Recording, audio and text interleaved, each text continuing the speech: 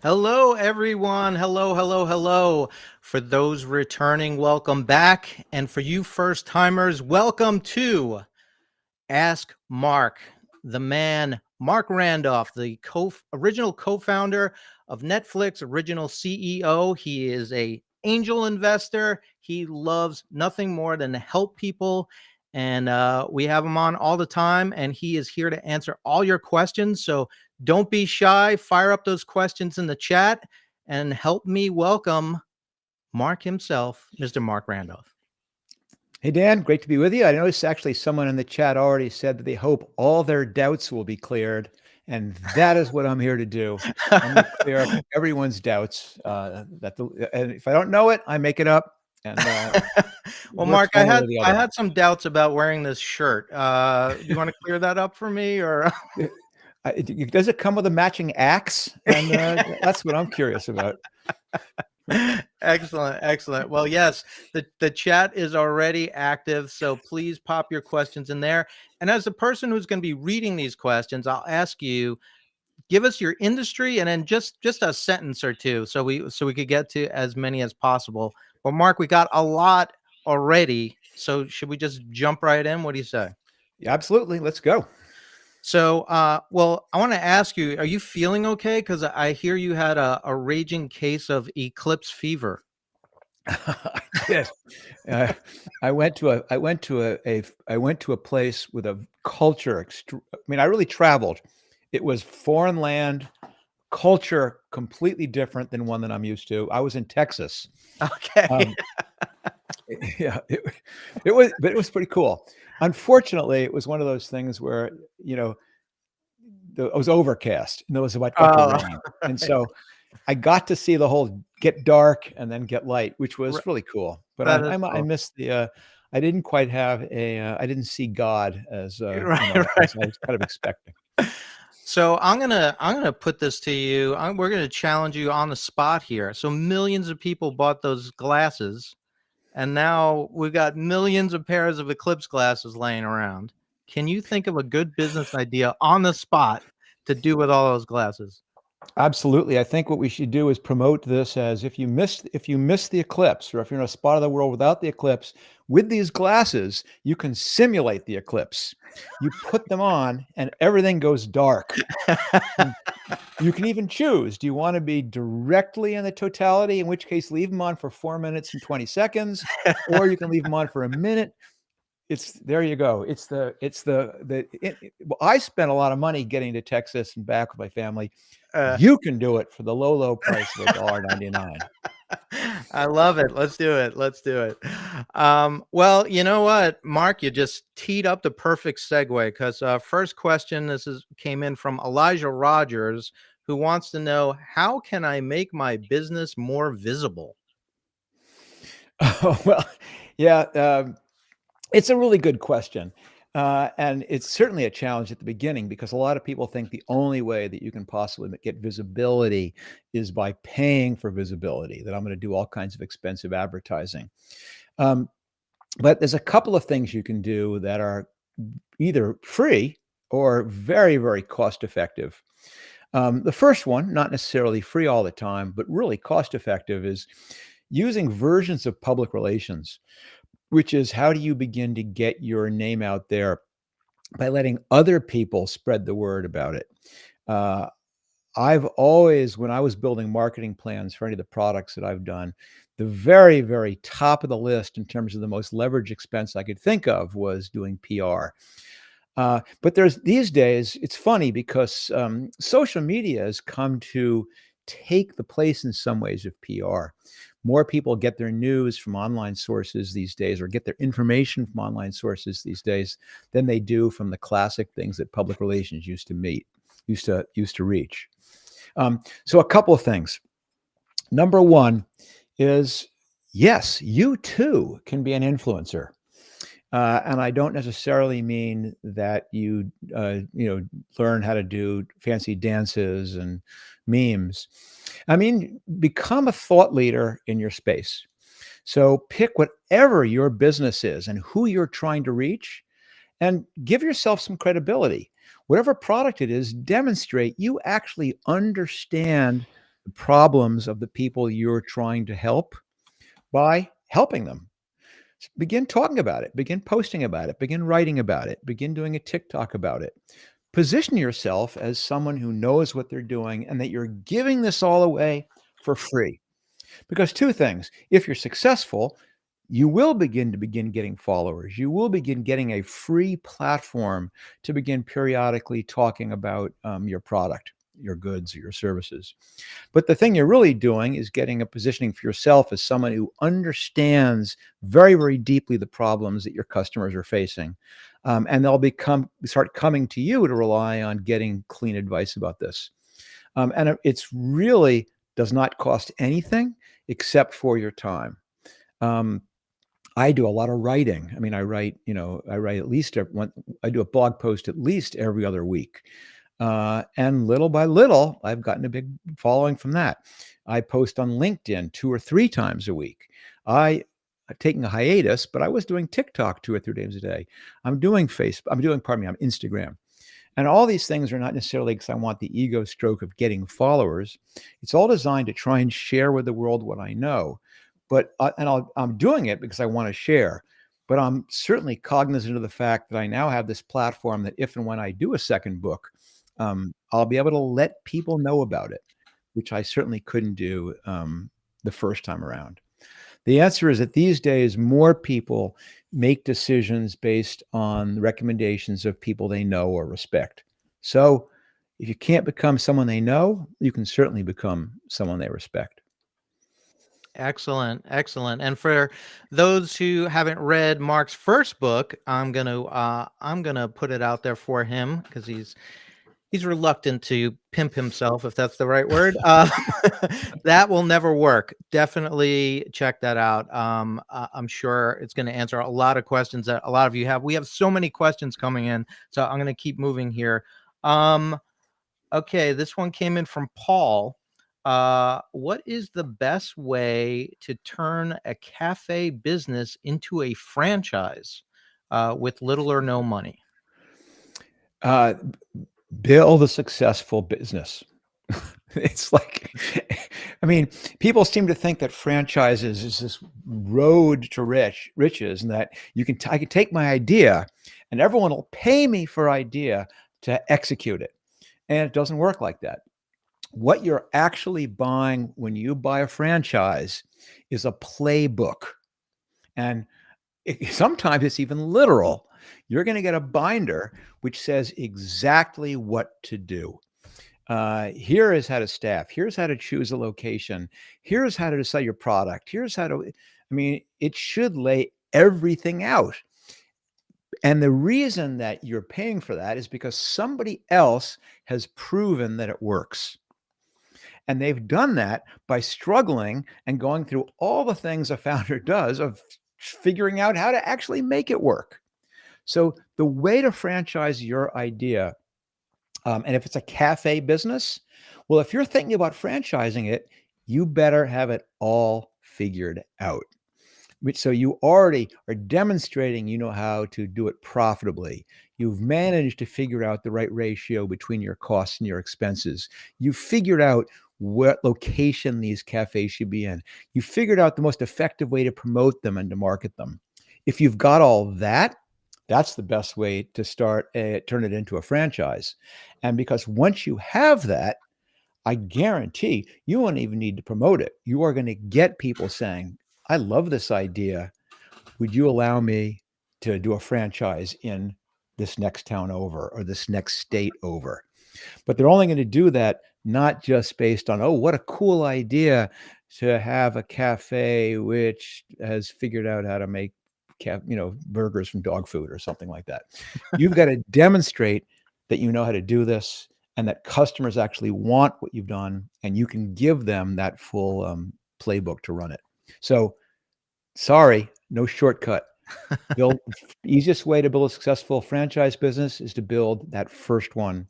And most likely, you're going to need to build more than one. You've got to build the number 2 and number 3 yourself, because you have to prove to your potential franchisees that your formula can be duplicated. Well, Anyone who's listening, write that down, because when Mark said burger and dog food, my dog's head perked up. So I think he might be onto something there.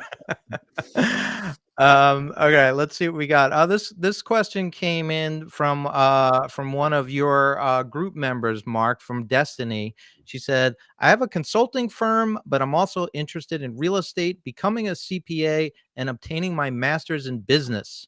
It feels overwhelming at times, and I don't know where to start." What's your advice to Destiny? Oh my God. First of all, that list was so long that I can't even keep track of it, no less her. So read me that one more time, Dan. What are all the things that she's trying to do Okay. simultaneously? She has a consulting firm, but she's interested in real estate, becoming a CPA, and obtaining her master's in business. Okay. So I don't know. I know this is going to sound completely crazy, but you have two completely different approaches here. One is you dabble in all of them. So don't simultaneously try and get a job as a full-scale realtor and get your real estate license and getting a job as a CPA and finishing your master's. Do a little bit. Do a couple small things in the real estate area. Take an accounting class or two. Go take a continuing education program class toward master's in business, and quickly find out, oh wow, the CPA bores the shit out of me, or fascinates me. But find that out before you plunge. That's one approach. The other one, if you already know that all these things fascinate you, well, then that's the harder part, which is you got to pick one. I don't, I mean, I take it back. I do know some people, some of my son's friends at business school were simultaneously getting their MBA and getting their MD, or getting their MBA Whoa. and their JD.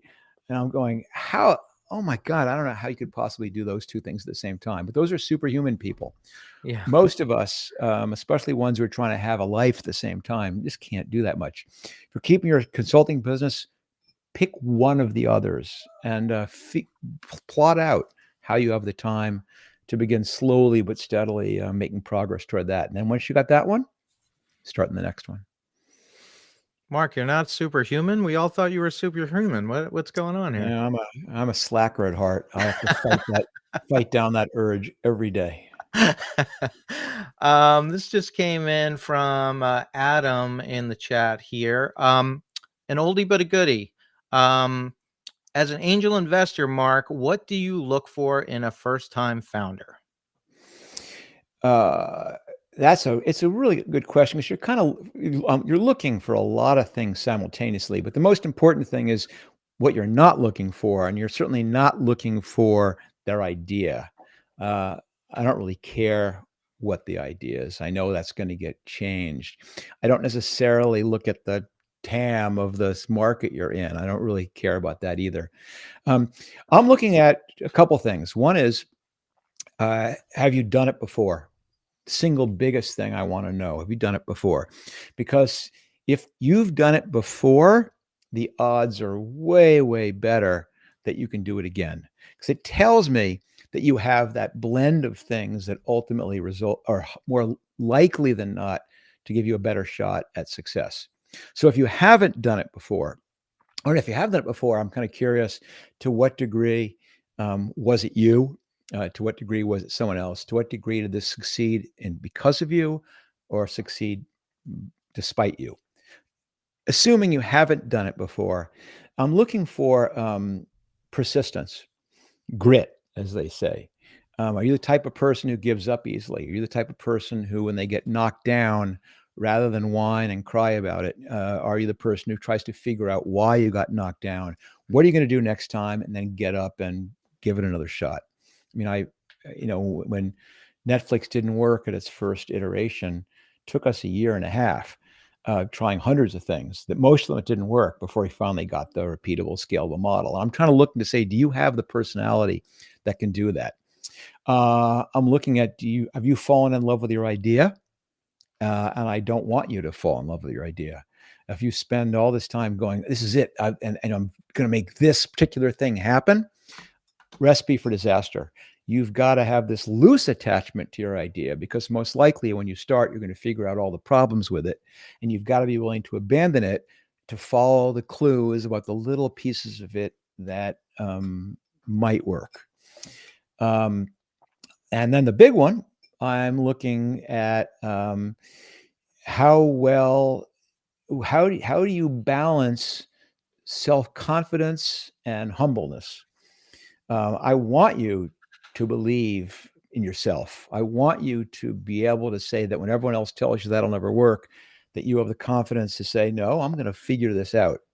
But at the same time, I want you to recognize that you have to understand where everybody who went before you failed and why, so that you can incorporate that into your thinking. And if it's purely because, well, I'm smarter than everybody else, that's a dangerous sign for me as well. So there you have it. I'm looking for not falling in love with your idea. I'm looking for persistence and grit. I'm looking for the blend of self-confidence paired with the sense that I really need to make sure I understand where I'm going.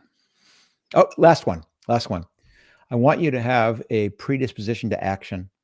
I want you to be thinking less and doing more, that you're not the person who shows me this great, deep business plan analysis, but I want you to show me, here's all the things that I've tried and here's what I've learned. Excellent. Love it. And for anyone who wants to hear Mark's take on startup investors, definitely check out Entrepreneur Elevator Pitch. He's the star of the show, and you could actually watch that on Entrepreneur TV, which is launching on April 22nd. It's entrepreneur.com/TV, and you could get all the Mark you want. So that sounds pretty good. Filming season 11, believe it or not, Yes, next month. So we're it's great. all new content on its way. As I will just say, it's awesome to watch Mark and the other investors' minds work, and these founders. It's good stuff. And Mark, you got a lot of love in the chat for your book. A lot of people reading it. And spoiler alert, I guess it does work. Yeah, and I caution people: be careful. There's a survivor bias is a bitch. That, you know, for all the stuff that I did, a lot of people did the exact same things, and it didn't work quite as well. But it does say that even if you have a crazy idea that everyone says will work, that sometimes, it actually does, which is what makes this crazy entrepreneurship business so fun. That's great. So let's see. Let's go. We got Mehul is asking, they said, how and where can we get the seed funding if we have an MVP of our product? I've been trying for a couple of months, didn't get any response from any investors. Any advice? Same. Tell me that. Read it again. I'm sorry. There Yeah. you go. I got it. So diagnosing why you got no so many times is almost impossible to do like in a superficial format like this. If you have an MVP and the MVP is working, in other words, that the MVP is delivering proof that this thing you think is going to do something is actually doing it, all I can suggest is that you're either presenting it wrong, or there is some huge risk to this that you don't recognize and haven't articulated and haven't overcome.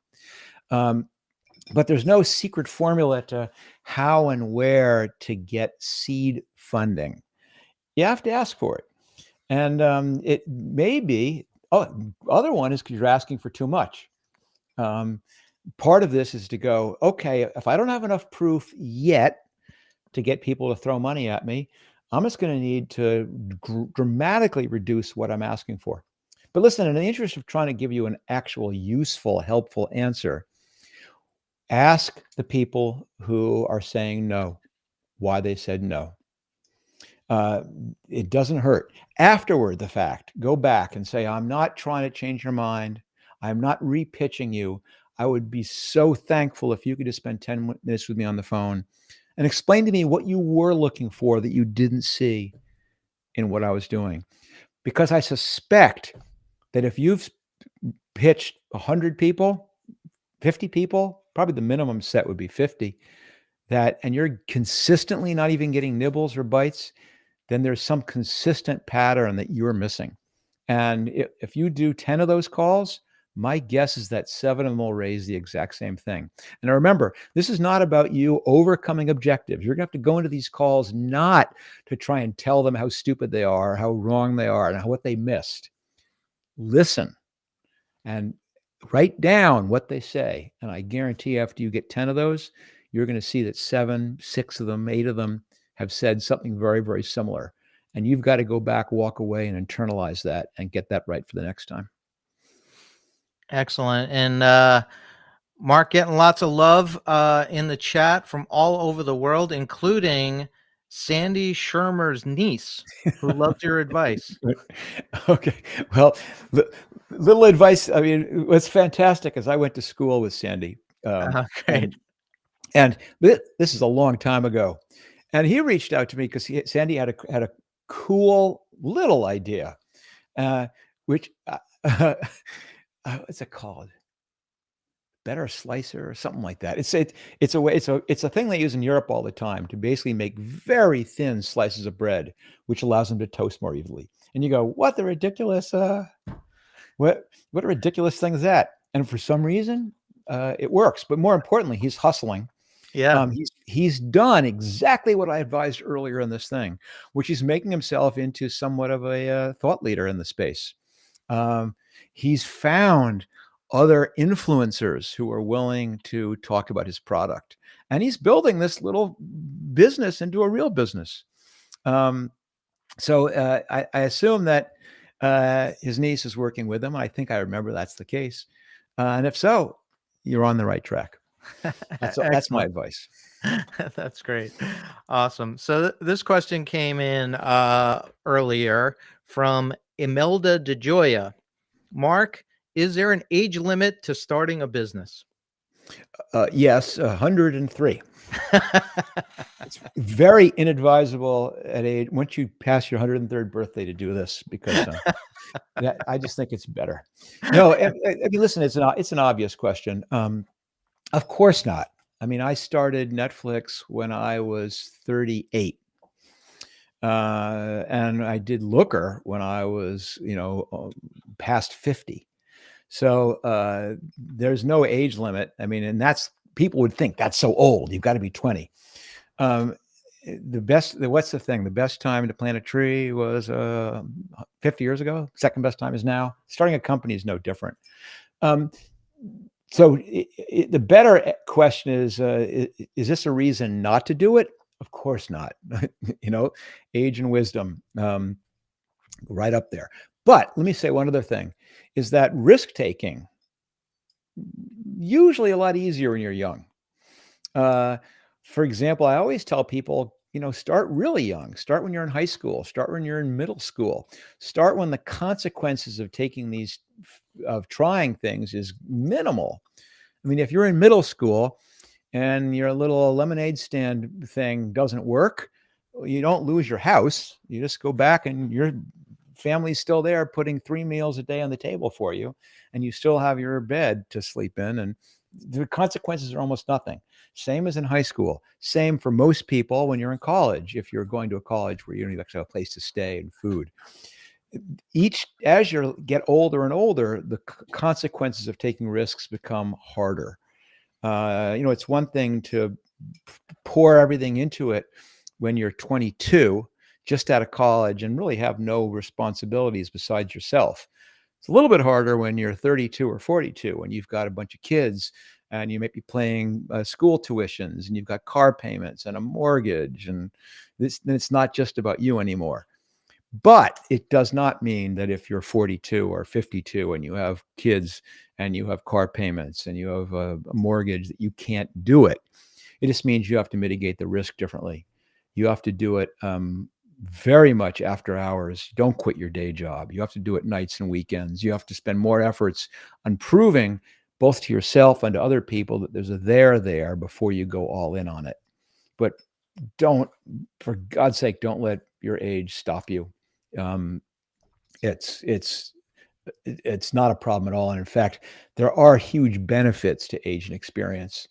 You don't make stupid mistakes. You have learned how to uh, manage your overconfidence. You've learned how to deal with people better.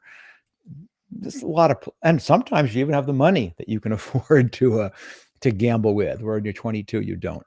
So let me be an example too. Lots and lots and lots of very, very successful founders started when they were in their 40s and 50s and even 60s and hundreds, but not past 103. Okay. That's the cutoff. That's the cutoff. Well, I'm just glad to know that I'm never gonna make a stupid mistake again. So, Yeah, phew. you got another 60 good years, there, Dan, before you Awesome. Well, we're getting to the end here. oh So boy, let's see. goes so fast.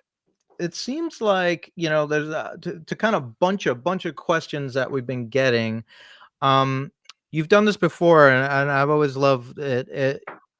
We want to give everyone here some homework. There's been a lot of questions here about how do I get started? How do I get started without any money? You've spoken about this before, but I'm wondering if you could give everyone on this call something concrete that they could do right after this call or tonight or tomorrow, some step, some actionable thing they can do. Doesn't cost any money that's going to push the ball forward. Easy question. Well, yeah, the hard part is something simple and actual you can do like right now. But um, the way to get started, the way to well, I have to sneeze here. No, I'm okay. Um, all those questions, you're right. They're all the same. Everyone believes the only way to get started is to go full in. The only way to get started is to raise money. Um, where's this one I just saw? How do I raise funds for my startup? You don't need to raise funds for your startup, especially if you're in high school. You know, that the exercise is take your idea, okay, and stop thinking about what it will become. Stop dreaming about, oh my gosh, this once has a million users, just think how cool all of you it'll help. You have to take one step, and that first step is not raising money. It is not hiring people. It's not getting a web. The first step is figuring out what can I do really soon to give myself some confidence that my idea really is a good one. Not that it's really a good idea because people tell you it's a good idea. How can I prove by figuring out some way to collide this idea with the people that it's supposed to help and see whether it in fact does, whether it resonates with them? Write that down. Get it out of your head. Stop dreaming and begin taking that concrete step. And then take that thing and say, is there a way I can make it simpler? How could I do this without money? How could I do this by taking these 5 or 6 things that have to get proven at once and say, I'm just going to start by proving one of them? It's absolutely about simplicity. The only way, if you're, listen, that you heard that earlier question about what do I look for? If you've done it before, if you've done it before, it's different. If you haven't done it before, the path is always the same. You've got to figure out some extremely quick, easy, cheap way to start the process of validating whether your idea is any good. No one is going to give you your money except for your mom for your great idea. It doesn't work that way. It's your responsibility to begin to prove to people that this idea actually is a good one and that people are going to want it and that they're willing to pay for it. And write down what is the first thing you could do soon, without money, without a lot of time, that would begin giving you the slightest bit of evidence that that's true. And once you do that, you're on the process. You're on the road. All right, people. You heard the man. Let's get busy. Let's start making some moves. And unfortunately, we've run out of time. We had so many great questions roll in, Mark. We're gonna have to do this again. What do you say? I'm signed up. I'm down. Let's go. Let's do it again. Let's try and get to more questions next time. Yes. Apologize for being a bit short, but today's a crazy day. Okay. But next time I'll leave lots of time. We'll try and get in more. Awesome, awesome. Well, thank you everyone for your great questions and for joining us here. Marc, you mentioned you're writing a lot. Where's the best place for people to see what you're writing? Well, thanks for bringing that up. And I also mentioned, as you heard, about how I've been working on trying to be prominent and social. But the key, the ground zero for everything Mark Randolph is my website, which is markrandolph.com.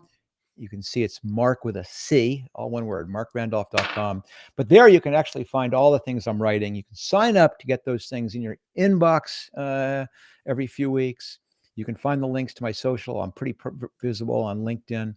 Lots of ways to get the answers to a lot of these questions that are being asked. I do my best, and even there, I try and respond to everyone who writes to me. Can't guarantee it, but you can also find a way to contact me there. That's Excellent. the ticket. Awesome. Awesome. Well, Marc, thanks so much. Thanks for everyone who joined us. And again, you could see Marc in action on entrepreneur.com/TV. Check out Entrepreneur Elevator Pitch. And we're actually, for you people who have some ideas, have some businesses going, we are actively looking for contestants on the new season. So be sure to check that out. But until we see you next time, Marc, I'll keep my eclipse glasses in check, and we'll see you all again soon. Thanks, everybody. Thanks, Dan.